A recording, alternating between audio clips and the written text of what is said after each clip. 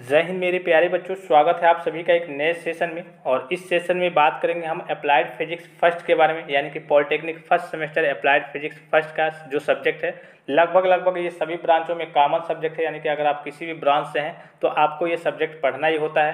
तो इसमें बात करेंगे इस सेशन में, यानी कि इस लेक्चर में हम कि कौन कौन से चैप्टर, यानी कि कितने चैप्टर हैं, कौन कौन से चैप्टर में क्या टॉपिक्स है, क्या क्या चीज़ें आपको पढ़नी है। फिर नेक्स्ट लेक्चर में हम इसके एक एक चैप्टर बाय चैप्टर सारी चीज़ों को देखेंगे। एक और चीज़ मैं बता दूं आपको कि आपको पीडीएफ के लिए, चाहे आपको किसी भी प्रकार की पीडीएफ की ज़रूरत हो, जैसे कि आपका प्रीवियस ईयर का, यानी कि बोर्ड का पेपर हो गया, कैसे क्वेश्चन पूछे जाते हैं, एक एक नंबर के, दो नंबर के, पाँच नंबर के, वो सारी जानकारी आपको अवेलेबल करा दी जाएंगी टेलीग्राम चैनल पे। तो जो बच्चे अभी तक टेलीग्राम चैनल को नहीं ज्वाइन किए हैं, जा करके टेलीग्राम चैनल को ज्वाइन कर सकते हैं।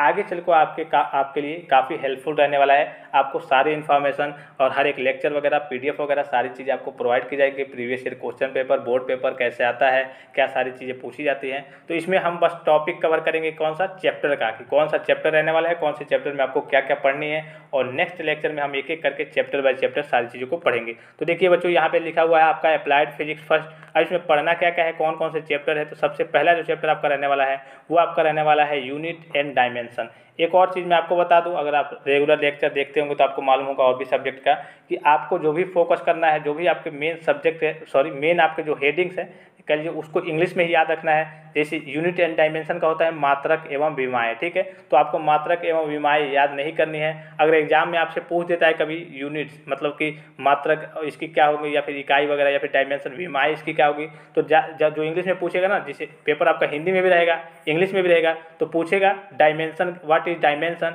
या फिर अगर हिंदी में पूछेगा तो ये नहीं पूछेगा कि विमाएँ क्या होती हैं, पूछ देगा कि डायमेंशन क्या होती है। हिंदी में भी डायमेंशन ही लिख देगा और पूछ देगा कि डायमेंशन क्या होती है। इसीलिए आपको हर एक टॉपिक का जो मेन टॉपिक है उसका आपको इंग्लिश में ही याद रखना चाहिए। मतलब जो भी मेन टॉपिक्स है उसको आपको इंग्लिश में ही रटना है, उसको इंग्लिश में ही देखना है।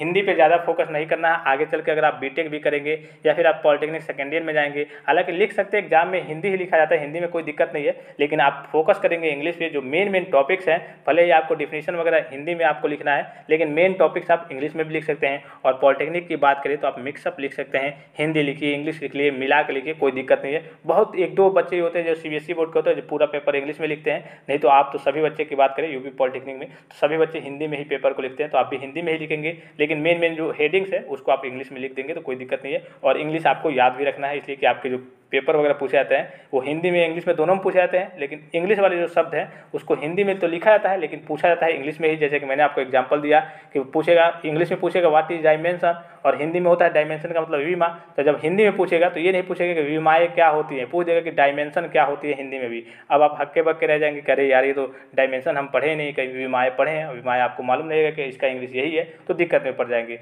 तो ये आपका पहला चैप्टर रहने वाला है जिसमें आपके केवल टोटल जो टॉपिक्स है 7 टॉपिक्स दिख रहे होंगे यहाँ पे, देखिए 1 2 3 4 5 6 7, ठीक है। तो इससे मतलब नहीं है, बस आपका चैप्टर देख लेना है। पहला में यूनिट एंड डायमेंशन है। अब किसके बारे में, तो जितने भी आपके कर लीजिए फिजिकल क्वांटिटीज होती हैं उसके बारे में मेजरमेंट करना है। Measurement in engineering and science units of physical quantities, उसकी इकाई क्या होती है फिजिकल क्वांटिटीज़ की। उसके बाद से फंडामेंटल एंड डेराइव्ड यूनिट्स हैं, सिस्टम ऑफ यूनिट्स जो आप जिसे आप FPS CGS कहते हैं और SI यूनिट्स कहते हैं, उसके बारे में भी पढ़ना है। फिर dimension and dimensional formula of physical quantities, फिर principle of homogeneity of dimension, ये सारी चीज़ें आपको डायमेंशन और विमायों के बारे में फर्स्ट चैप्टर में आपको पढ़ना रहता है, ठीक है। तो केवल अभी इसमें आप चैप्टर देख लीजिए इस वाले लेक्चर में, और नेक्स्ट लेक्चर में हम एक एक करके chapter by chapter, topic by topic सारी चीज़ों को पढ़ेंगे।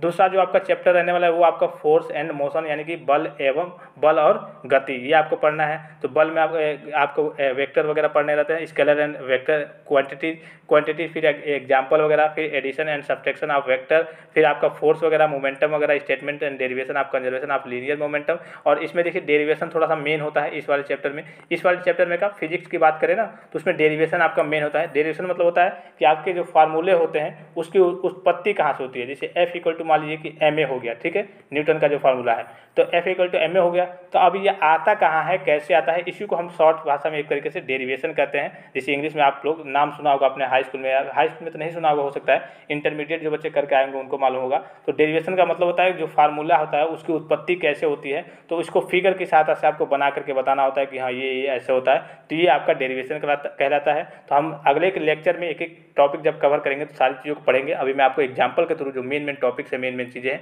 वो मैं आपको बता दे रहा हूँ। तो दूसरा चैप्टर आपका है फोर्स एंड मोशन है। फिर तीसरे चैप्टर की बात करूँ तो तीसरा चैप्टर आपका रहने वाला है वर्क, पावर एंड एनर्जी। तीसरा चैप्टर क्या रहने वाला है? Work, power and energy.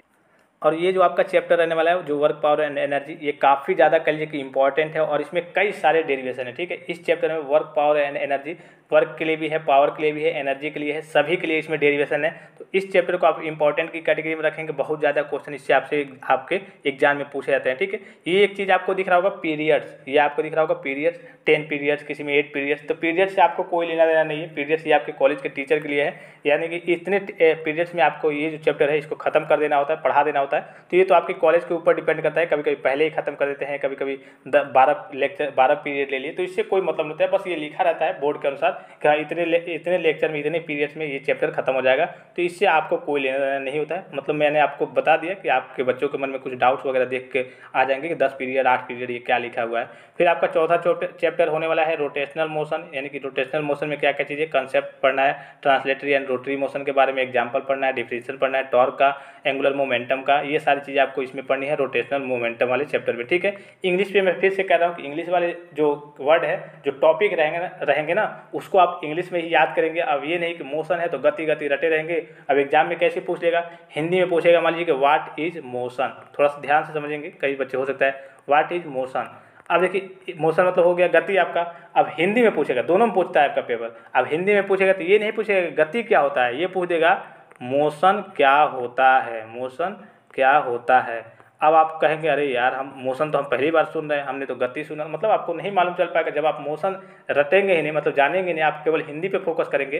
तो इसीलिए जो मेन कम से कम हेडिंग है उसको आप इंग्लिश में रटेंगे, इंग्लिश में पढ़ेंगे। और लिखने के लिए तो आप हिंदी में ही लिखेंगे, कोई दिक्कत नहीं है। इंग्लिश में भी लिख सकते हैं, हिंदी में भी मिक्सअप भी करके लिख सकते हैं, पॉलिटेक्निक में कोई दिक्कत नहीं होती है। लेकिन सभी बच्चे हिंदी में ही लिखते हैं, हिंदी में भी लिखेंगे, आप भी लिखेंगे। लेकिन आपको जो मेन हेडिंग है उसको इंग्लिश में करेंगे, थोड़ा सा अच्छा लगता है। या फिर दोनों आपको याद है तो और बेटर है, हिंदी में लिखिए, इंग्लिश में लिखिए। ठीक है, फिर नेक्स्ट चैप्टर आपका रहने वाला है motion of planets and satellites. ये भी इंपॉर्टेंट चैप्टर है। मतलब कि आपके जो ग्रह होते हैं और उपग्रह होते हैं उनकी गतियों के बारे में अध्ययन करना होता है। ग्रेविटेशनल फोर्स आपका कैपलर लॉ होता है प्लानिटरी मोशन के लिए, प्लानिट वगैरह आपके कैसे मतलब गति करते हैं उसके लॉ के बारे में आपको पढ़ना होता है। तो बहुत ही सिंपल सा चैप्टर होता है। मैं आपको लेक्चर वगैरह प्रोवाइड करते रहूँगा। तो आप सभी बच्चे जो टेलीग्राम चैनल पर नहीं ज्वाइन है वो ज्वाइन जाके कर ले। फिर प्रॉपर्टीज ऑफ मैटर आपको पढ़ना है। ये तो काफ़ी आपका कहिए कि आसान पड़ जाता है। Definition, stress, strain, types of models of elasticity, ये बहुत ही आसान पड़ जाता है। ठीक है, इसमें तो कोई दिक्कत ही नहीं होनी चाहिए आपको, जो मैं आपको लेक्चर प्रोवाइड करूंगा।